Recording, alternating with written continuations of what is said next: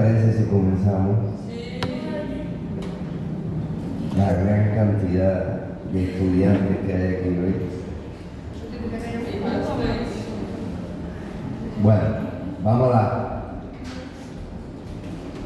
páncreas.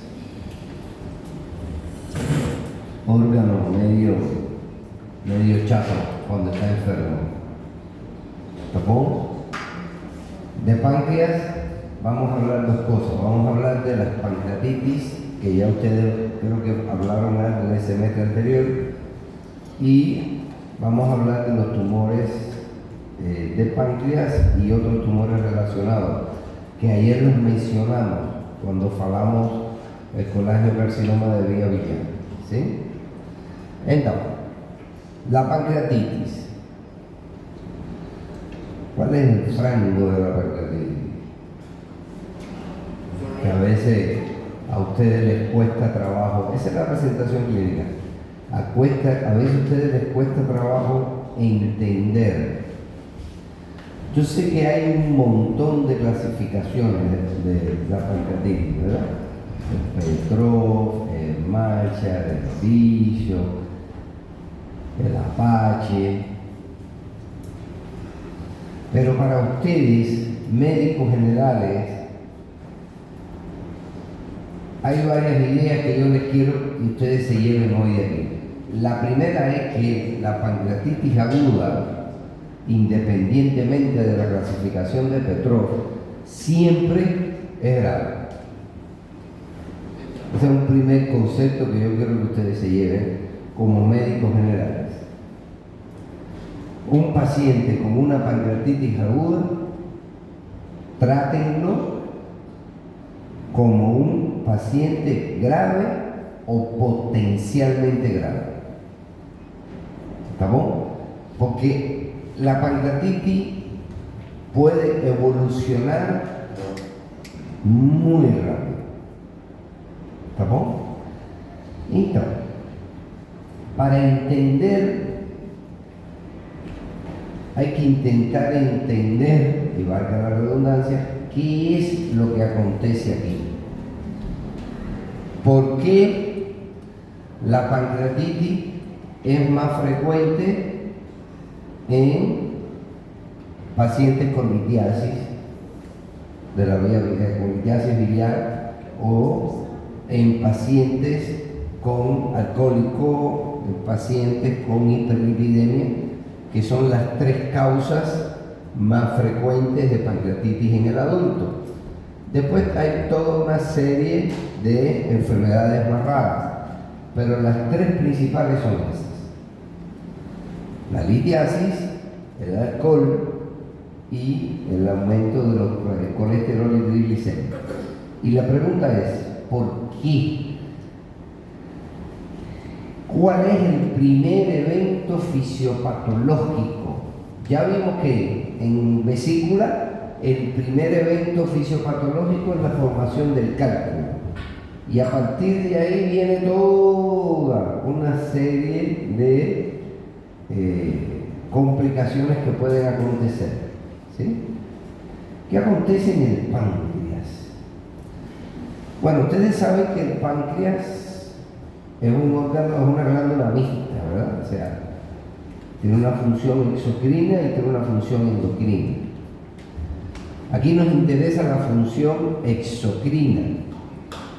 Su función exocrina es producir un líquido que se llama jugo pancreático, ¿verdad? Ese jugo pancreático es rico en enzimas que son agresivas, o sea, son proteolíticas, degradan las grasas, degradan los carbohidratos, o sea, son sustancias bien corrosivas. Si usted agarra una gota de suco pancreático y se lo pone aquí, le va a abrir un buraco ahí. ¿Ya? Entonces, ¿cómo funciona esto? El páncreas, él no produce la enzima.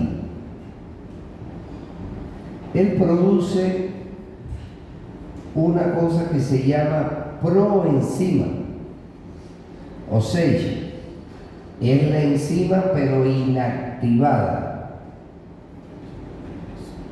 O sea, con toda la razón del mundo, porque si la produjera activada todo el mundo tendría pancreatitis. Entonces, ¿cómo es fisiológicamente? El suco pancreático tiene las enzimas no activadas que llegan al duodeno. Y cuando llegan al duodeno, es entonces cuando se activan. ¿Por qué? Porque el duodeno sí está preparado para tener enzimas activadas ahí. El páncreas per se, no.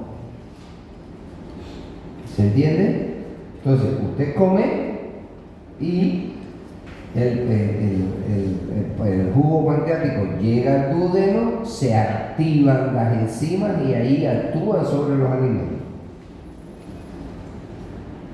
¿Qué acontece aquí? Que ellas se activan dentro del páncreas. Y ahí empieza el problema. ¿Y por qué se activan dentro del páncreas? La respuesta correcta es no se sabe. La teoría que más se acepta es por aumento de la presión dentro del conducto pancreático o dentro de los conductos pancreáticos. ¿Y quién es la causa más frecuente de aumento de la presión? Las litiasis. ¿Estamos? En el caso del alcohol y de la hiperlipidemia, lo que se plantea es que producen espasmos del esfínter de Oddi. Y al producir espasmos del esfínter de Oddi, aumenta la presión dentro de los conductos pancreáticos. Todo el mundo sabe lo que es el esfínter de Oddi, ¿verdad? No es nuevo para ustedes. Entonces, imagínense ácido dentro del páncreas, consumiendo al páncreas, quemando al páncreas. ¿Sí? Imagínense por un momento eso. Es por eso que el síntoma principal de presentación de la pancreatitis aguda es precisamente el dolor. Es un dolor muy intenso. Bien, clásicamente descrito como dolor en barra o dolor en cinturón, ¿verdad? Que aparece en epigastrio o en región periumbilical y se irradia a ambos flancos.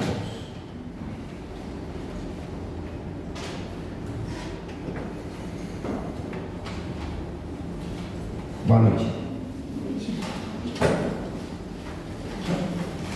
Ese es el dolor en cinturón, señores.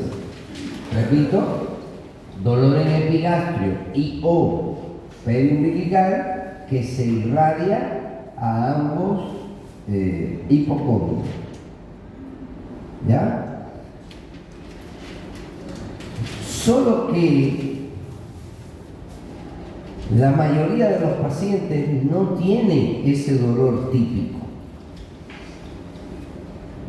Por lo tanto, todo paciente gordito, alcohólico o con un diagnóstico de litiasis biliar que venga con un dolor intenso y el epigastrio, piense en la posibilidad de una pancreatitis aguda, aunque no tenga la irradiación hacia los dos hipocondrios. ¿Ya?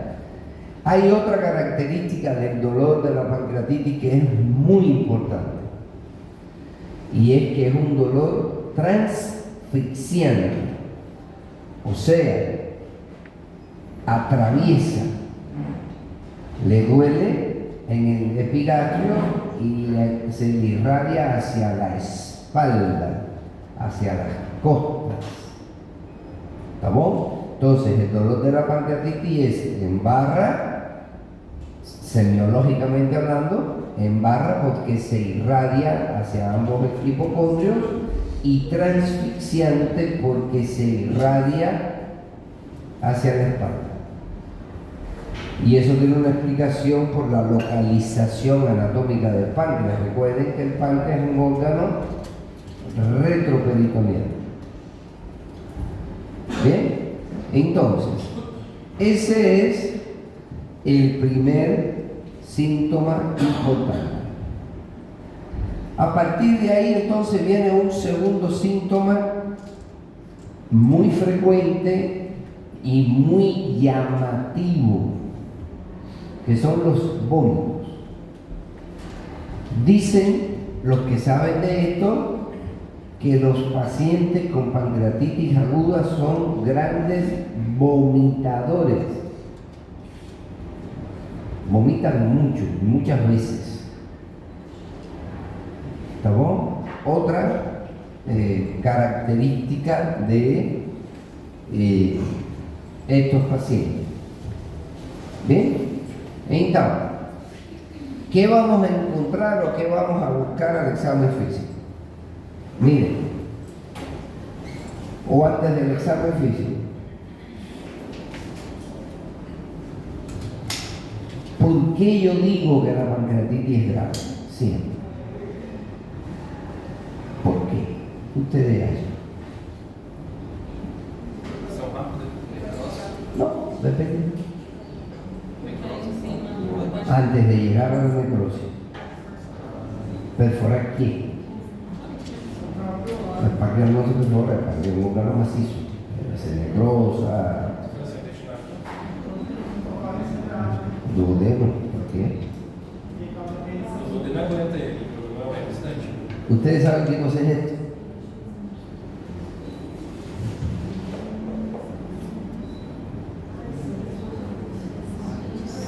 Síndrome de respuesta inflamatoria sistémica.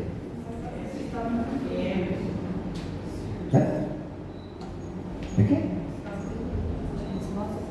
Inflamatoria sistémica. Este es espérate.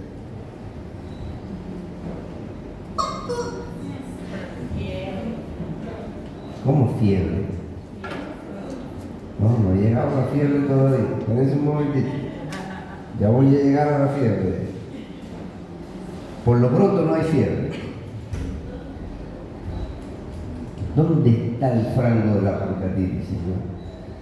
No es tanto en la propia pancreatitis como en la respuesta de nuestro organismo a esa inflamación aguda e intensa del páncreas. ¿Ya?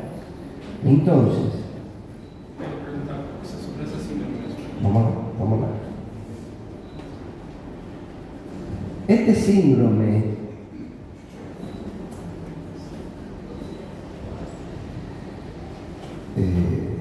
se ve no solo, es típico de las infecciones graves, ¿sí? Por lo menos el paso inicial para después llegar al shock septic.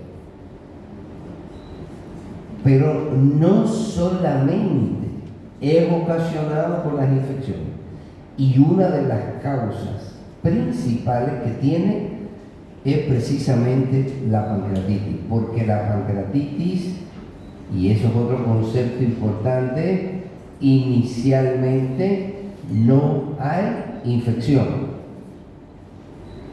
Lo que hay es ácido quemando el páncreas. ¿Estamos? Entonces, ¿qué hace nuestro cuerpo? Responde liberando sustancias inflamatorias o proinflamatorias. ¿Ustedes la conocen? No. el factor de necrosis tumoral y las interleuquinas. ¿Ya? Entonces, el síndrome de respuesta inflamatoria sistémica es secundario a la liberación exagerada e incontrolada de factores proinflamatorios como el factor de necrosis tumoral y las interleuquinas proinflamatorias, porque no son todas. ¿Qué hacen estas señoras? Bueno, hacen varias cosas y todas son malas. Lo primero que hacen es vasodilatación intensa.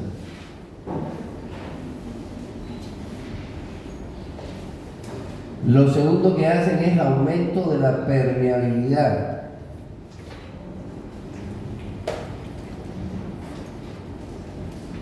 Permeabilidad vascular.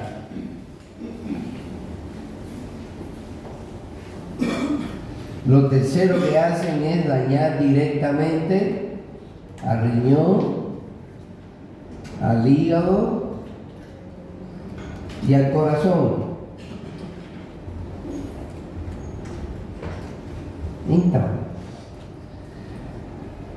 Mientras más intensa es la respuesta inflamatoria sistémica, más grave va a ser la pancreatitis. O sea, repito, la gravedad de la pancreatitis no está dada no está dada únicamente por la pancreatitis en sí, por lo menos inicialmente, ¿verdad? Inicialmente la gravedad está dada por el síndrome de respuesta inflamatoria sistémica que se caracteriza por estas cosas. ¿Me están siguiendo la idea? ¿Qué acontece cuando se produce vasodilatación intensa? ¿Hipovolemía de qué tipo?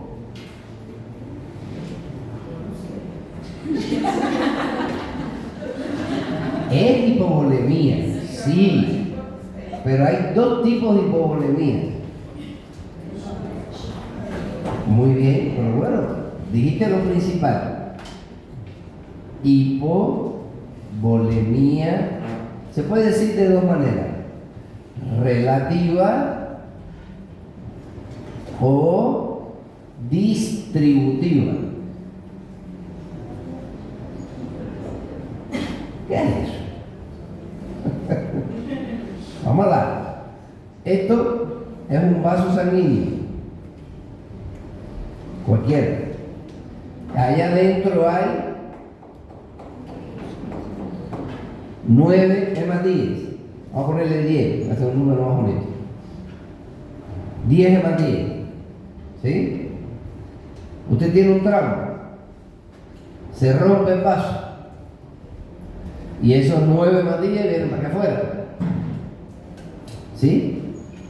Allá adentro se produce una hipovolemia real. ¿Por qué? Porque está perdiendo sangre. O sea, se pierde el contenido del vaso sanguíneo. ¿Qué acontece cuando se produce vasodilatación? Que estos 9 van a estar más separados. Funciona y nuestro cuerpo lo reconoce como una hipovolemia. Por eso se llama relativa, porque no hay pérdida de sangre, no hay pérdida del contenido. Lo que hay es aumento del continente. Y ese es el mecanismo fisiopatológico principal en el shock séptico y en el shock distributivo y en el shock anafiláctico.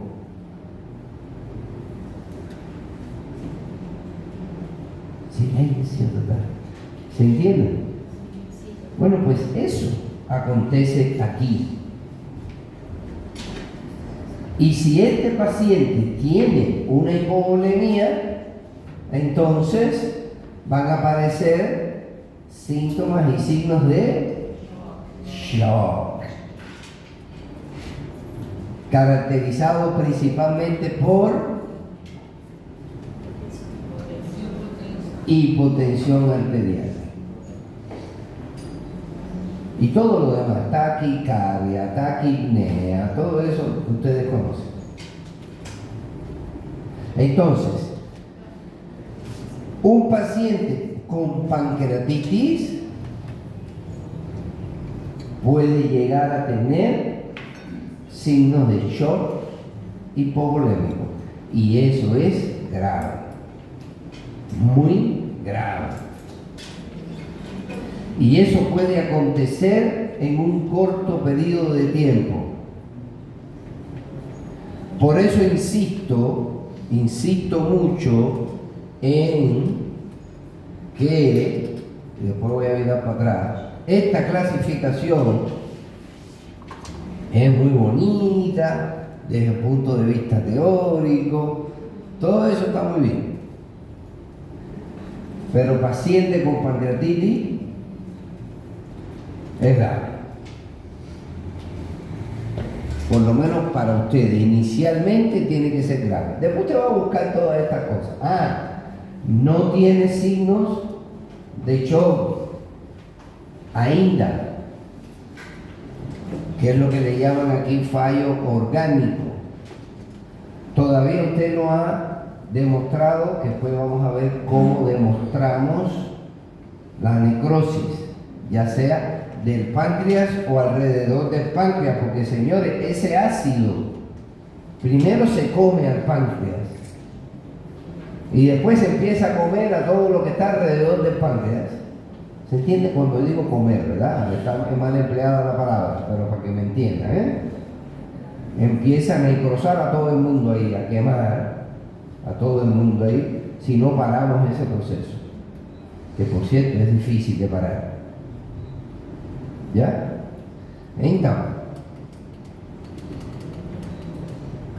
bien, ¿qué acontece si hay aumento de la permeabilidad vascular? Fíjense, además de esto, empieza a salir líquido, no hematía, no sangre, líquido, fuera del vaso sanguíneo. Empeora más todavía.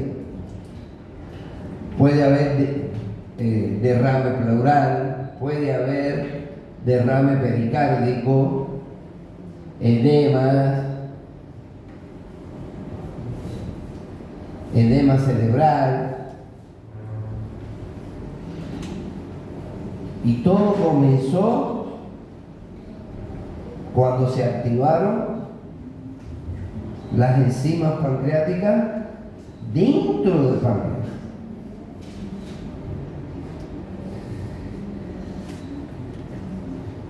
Todo eso me puede llevar a una disminución del retorno venoso del corazón y que el corazón pare, como hemos explicado aquí en el shock hipovolémico, ¿sí? Pero además, estas sustancias son dañinas directamente al miocardio. Son dañinas directamente al hígado. Entonces, el paciente va a terminar en una disfunción múltiple de órganos. Entonces, mientras este proceso se vaya produciendo, entonces ella va pasando de leve, moderada, grave, crítica, toda la historia esa. Pero como es muy difícil saber realmente la magnitud tanto de la lesión pancreática como de la lesión peripancreática, como de la respuesta inflamatoria sistémica, yo insisto en que para ustedes todo paciente con pancreatitis es grave. Y después usted va a ver lo que usted le va a hacer. ¿Hasta ahí? ¿Vos? ¿Sí? ¿Se entiende? Belleza. Bueno, vamos a ver los signos al examen físico. Hay dos signos típicos que ustedes recuerdan, ¿verdad? Que de hecho se describieron aquí para un tipo de pancreatitis específica llamada pancreatitis hemorrágica, pero que inicialmente se describieron aquí, ¿verdad? Que son el signo de Cullen y el signo de Grey Turner. Aquí no se ve bien. Ustedes lembran qué cosa es el signo de Cullen y qué cosa es el signo de Grey Turner. ¿Estamos? ¿Sí? Bien.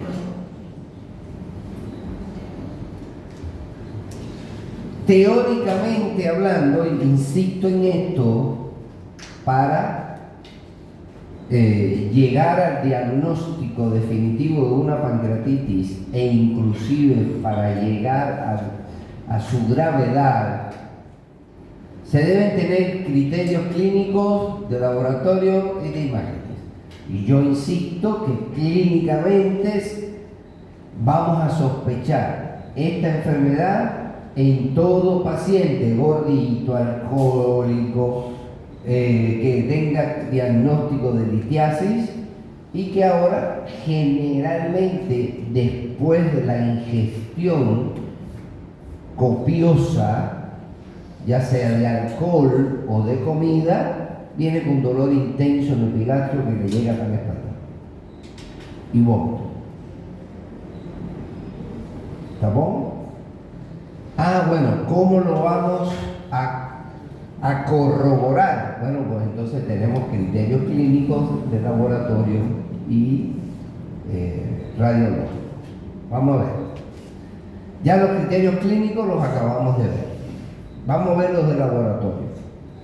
O de laboratorio, los de complementarios. ¿Y qué es lo primero que le vamos a hacer? Amilasa y lipasa pancreática. Todo lo demás hay que hacerle, ¿verdad? Eso que ustedes conocen como perfil renal, hay que hacerle creatinina, urea, ¿ok?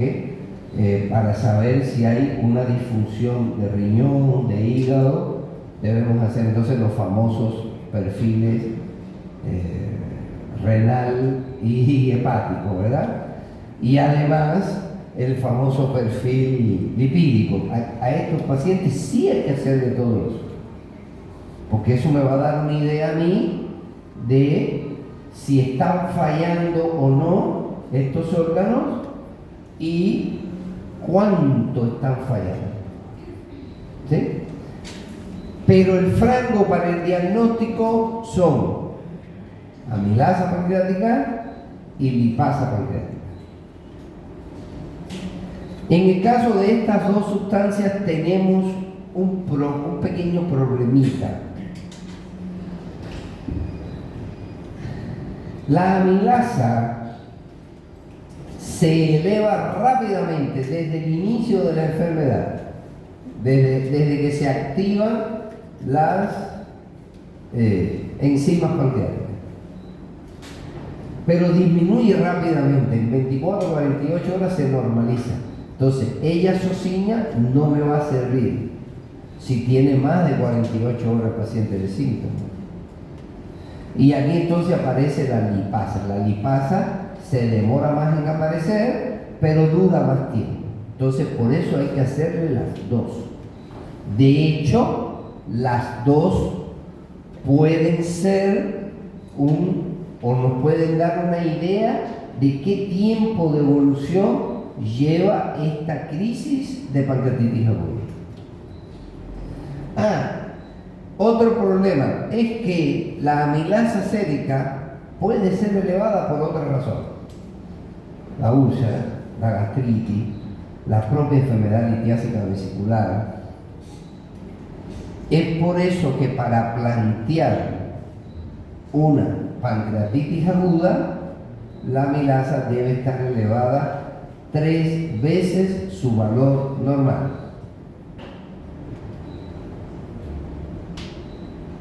Nadie me va a preguntar cuál es el valor normal. Estoy esperando que me pregunten cuál es el valor normal. Entonces, depende mucho del laboratorio. En general, se considera 100. Hasta 100. Por lo tanto, para plantear el diagnóstico de una pancreatitis según el resultado de la amilasa, debe estar entonces por encima de 300. ¿Se entiende? A limpeza é mais específica, então. No es que sea más específica, es que es más duradera. Mais confiável. Depende del tiempo, porque por ejemplo, si tiene menos de 24 horas, la lipasa va a estar normal. Y tiene una pancreatitis. Por eso te decía lo del principio. Por eso hay que hacerle las dos. Lo que esta, repito, no es tan específica porque puede ser elevada por otras enfermedades. Pero si tiene más de 300, las demás enfermedades no la elevan tanto. ¿Entiendes? Entonces, y en el caso de la lipasa, 2 veces su valor normal.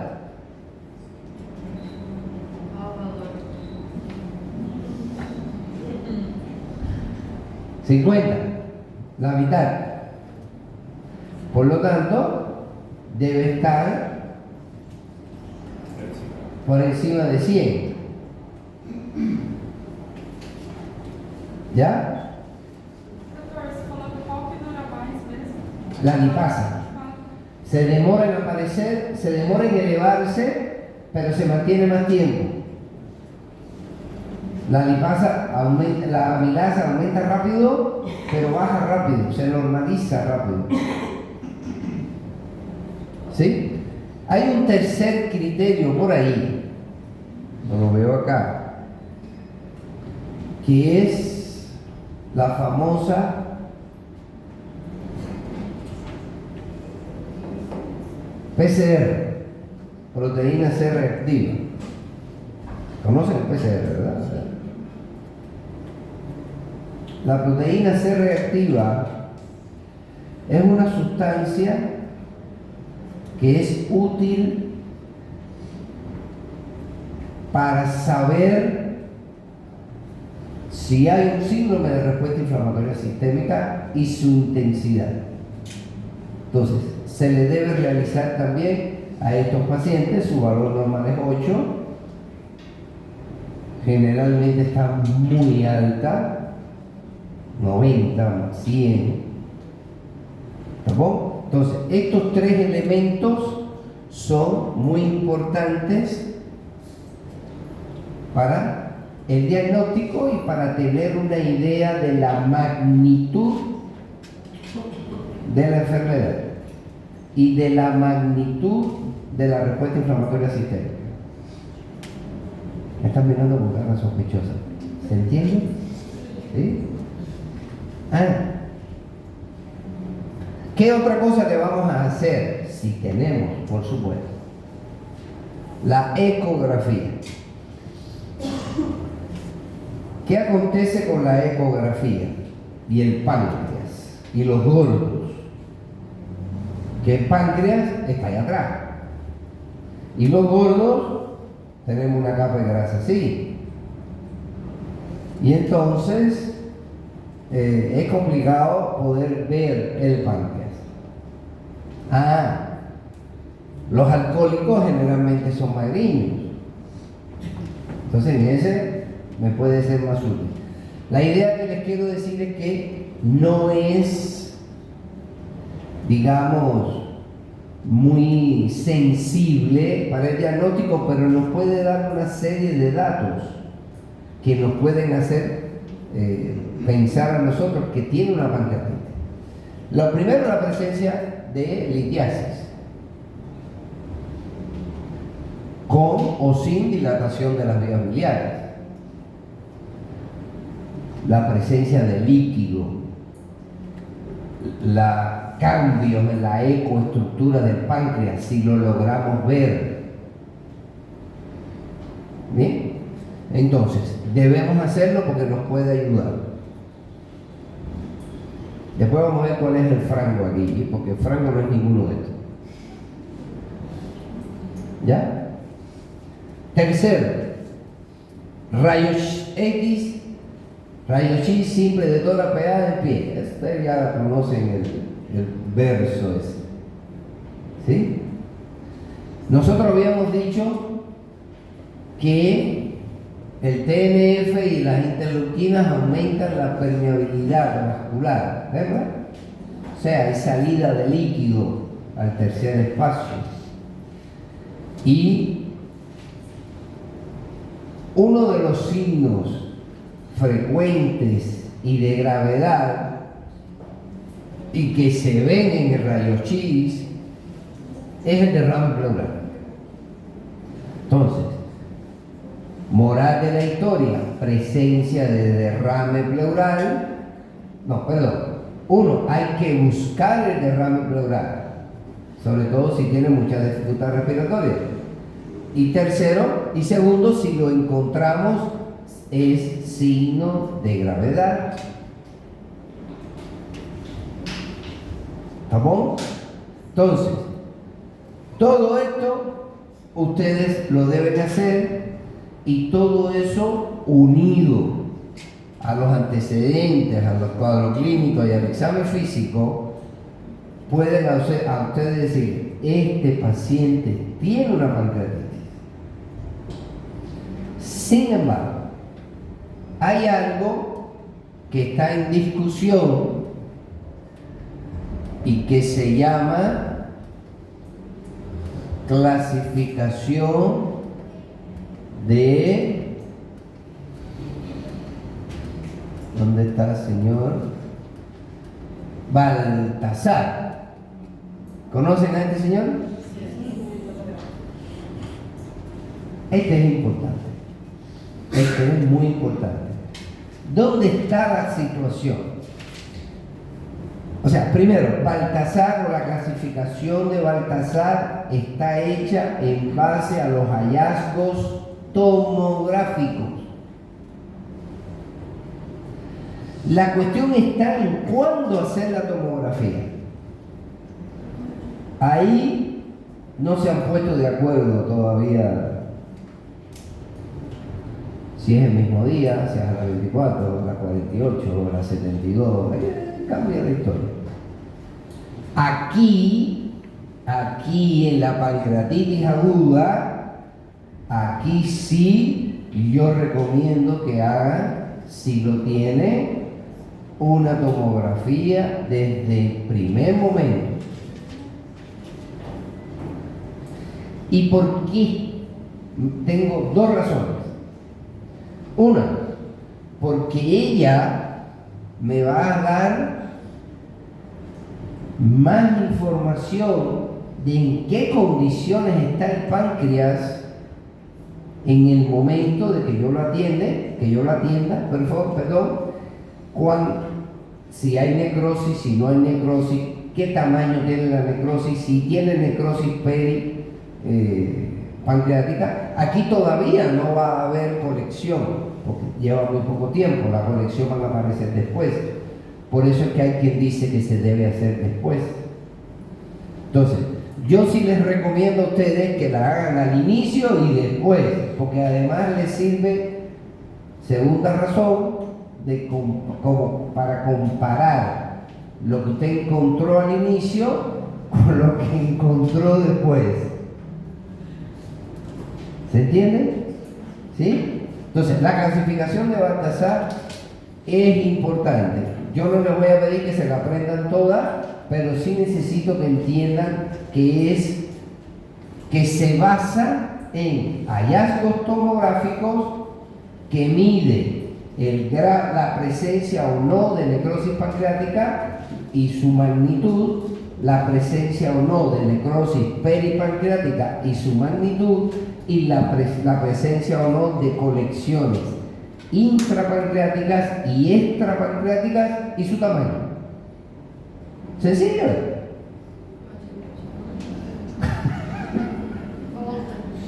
Vamos lá.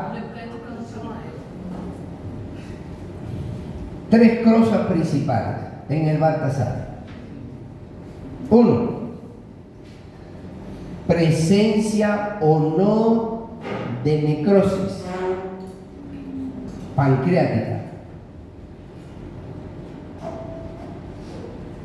y su magnitud.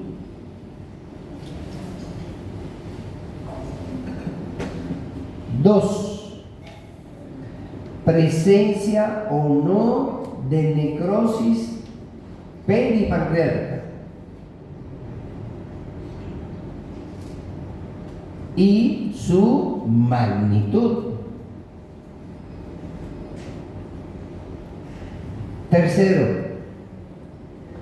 Presencia o no de colecciones, ya sean intra o extrapancreáticas, y su magnitud.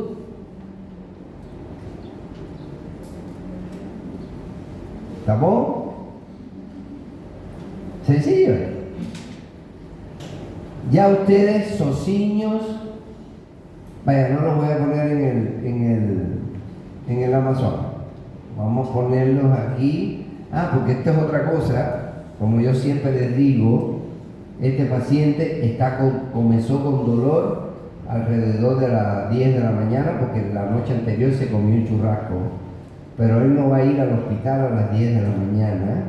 Él va a ir al hospital a las 3 de la mañana, cuando usted está durmiendo. ¿Tampoco? No es que lo hagan intencionalmente, es que son así. ¿Ya? Entonces, ¿qué usted va a hacer con ellos? Miren, la mayoría de los libros dicen el tratamiento páncreas, ¿verdad? Y ustedes lo deben conocer, ¿verdad? Vamos aquí.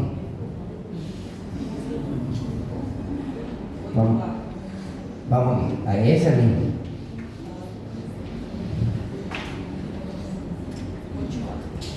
¿Qué ustedes van a hacer con estos pacientes? ¿Qué ustedes pueden hacer? Médicos generales, 3 de la mañana.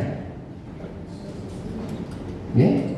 Bueno, lo primero que van a hacer es internarlo, ¿cierto? ¿Ya? Y le van a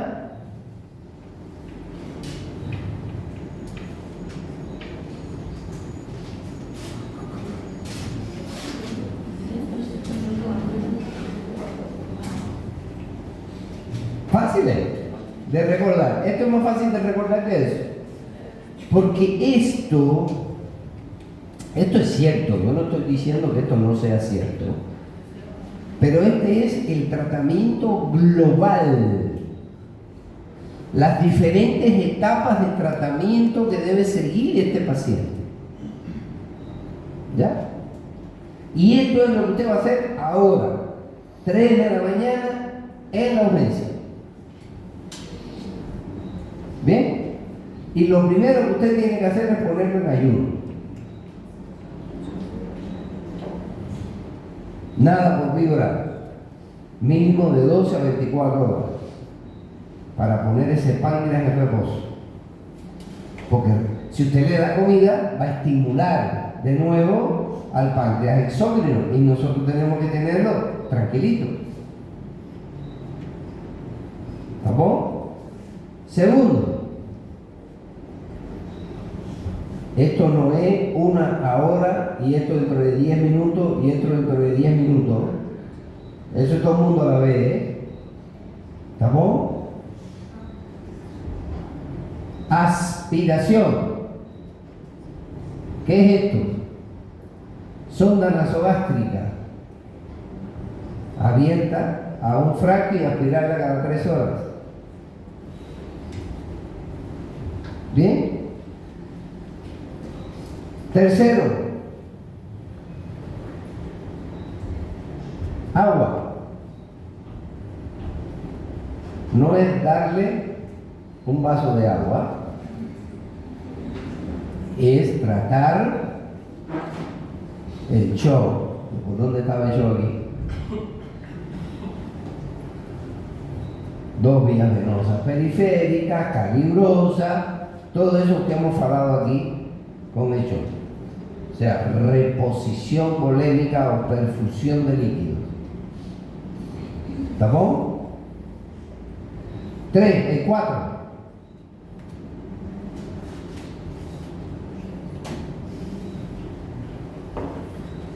Analgésico. Duele y duele mucho. Muchísimo. Por lo tanto, ¿qué analgésico le vamos a poner? El más potente que tengamos. Y aquí voy a hacer una pequeña pausa con la señorita morfina.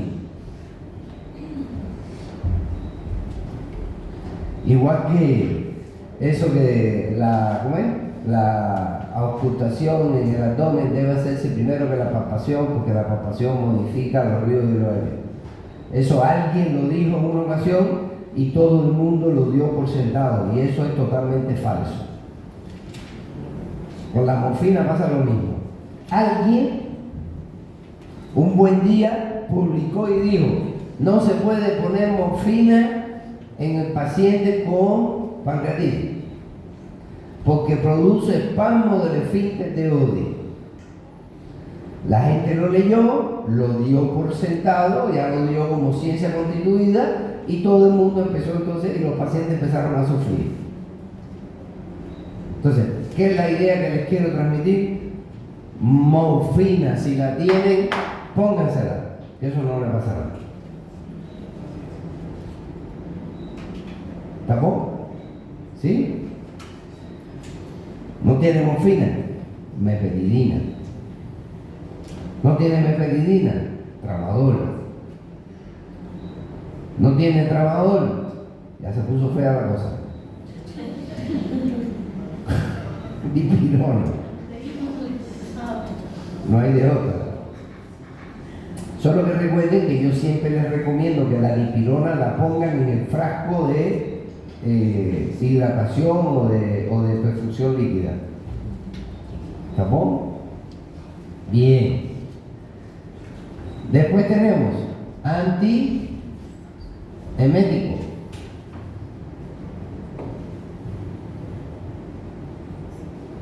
¿Verdad? Recuerden que dijimos al principio que estos pacientes habitualmente son grandes vomitadores. ¿Verdad? ¿Cuál? El mejor de todo hoy en día, que es el ondansetron y sus derivados, porque ya hay varios derivados por ahí. ¿Por qué ondansetron? Porque actúa a nivel central, no actúa a nivel digestivo. ¿Sí? ¿Esta cuál es? Esta. Anticolinérgicos. Esta está en revisión. La buscapina, la escopolamina de la buscapina, del buscopano, perdón. No, buscopina. ¿Cómo dicen ustedes? ¿Buscapina? ¿O buscopano? Buscopano. ¿Sí? Después, aquí tenemos, espérate, que me falta una ahí. Hay una. ¿Eh? Ah, cierto.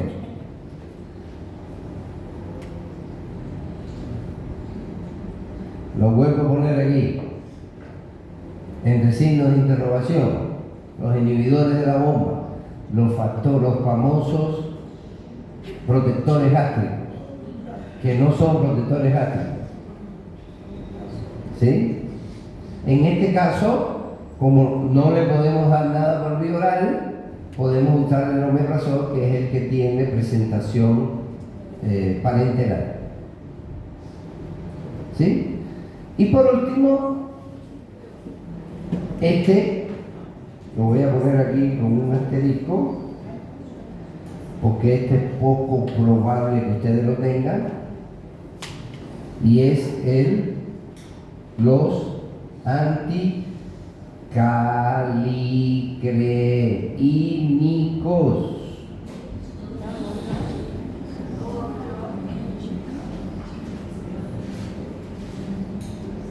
Esos salvaron unas cuantas vidas en la pandemia de COVID. Porque, señores, los pacientes con COVID, la mayoría, se morían por eso. ¿Ya? ¿Esto qué cosas son? Son medicamentos, sobre todo anti-TNF.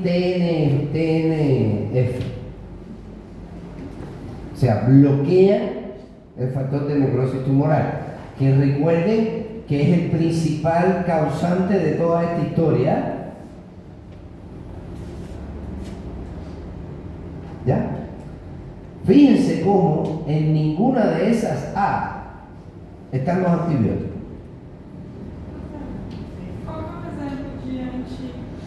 Es que yo no me sé el nombre comercial, pero hay varios y son carísimos. No, el octreotide es un derivado de la somatostatina. No es un verdadero anticlalicleínico. Se puede utilizar como anticlalicleínico, pero no es un verdadero anticlalicleínico. Esos son producen vasoconstricción, producen disminución de la permeabilidad vascular. Yo los he visto usar en los pacientes con pancreatitis como anticalicleínico, pero no es un verdadero anticalicleínico. Entonces, se llaman así anti-TNF. Así se llama. No me sé el nombre comercial. Pero las cajitas, yo lo he visto, tienen unas cajitas, unas caixas de ámpulas que dicen anti-TNF. Entonces, les decía que ahí no dice antibiótico. No sé si les llamó la atención, que son 8A y ninguna dice antibiótico. ¿Y por qué?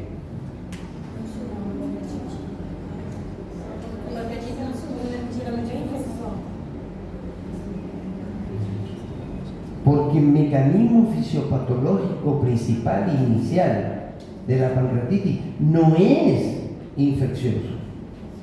Es inflamatorio, pero no es infeccioso. Es inflamatorio, tóxico, químico. Por eso, después de muchos estudios,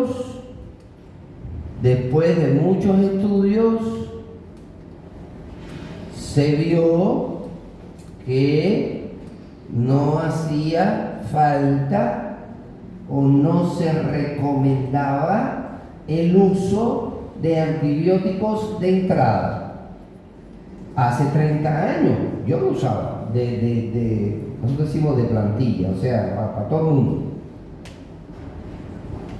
Después se demostró que no, porque la idea era utilizarlo como profilaxis para la infección de las áreas de necrosis. Y se demostró que no hay una diferencia estadísticamente significativa entre los pacientes que se usaban antibióticos y los que no en cuanto a la aparición de la infección de la necrosis pancreática. Por lo tanto, se llegó a la conclusión de que no era necesario el uso de antibióticos rutinariamente, que solamente se utilizaran cuando aparecieran síntomas o signos de infección. Por ejemplo,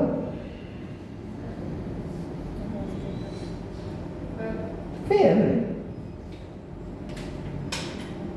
¿Estamos? ¿Sí? Bueno, esto es lo que van a hacer ustedes en la práctica.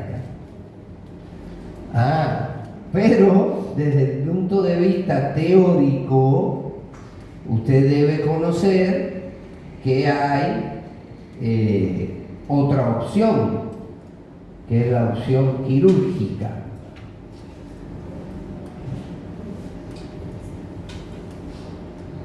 ¿Cuál es el objetivo de la opción quirúrgica? 1. Eliminar tejido necrótico. Y 2. Drenaje de colecciones, sobre todo colecciones purulentas. Recuerden siempre, una colección purulenta siempre debe ser drenada por alguna vía. Aquí no tenemos la CEPRE, como vimos en la conagitis. Pero aquí tenemos entonces el drenaje percutáneo y tenemos el drenaje quirúrgico, que puede ser por mínimo acceso o puede ser abierto. Todo este tejido amarelo que está aquí, Ana? Todo este tejido amarelo es necrosis, tejido muerto. Hay que eliminarlo. Todos los tejidos muertos hay que eliminarlos, donde quiera que estén. En este caso, están en el páncreas. ¿Bien? Entonces, ¿qué puede acontecer con este paciente si no se muere ahora? Y hay que operarlo, y hay que quitarle casi todo el páncreas. ¿Qué puede acontecer con él? Se va a volver diabético. ¿Sí o no? Entonces, una de las complicaciones a largo plazo es que se vuelvan diabéticos. Si es que no se muere aquí después, Hay otra cosa importante y es que se haga una pancreatitis crónica. ¿Quieren agarrar 10 minutos?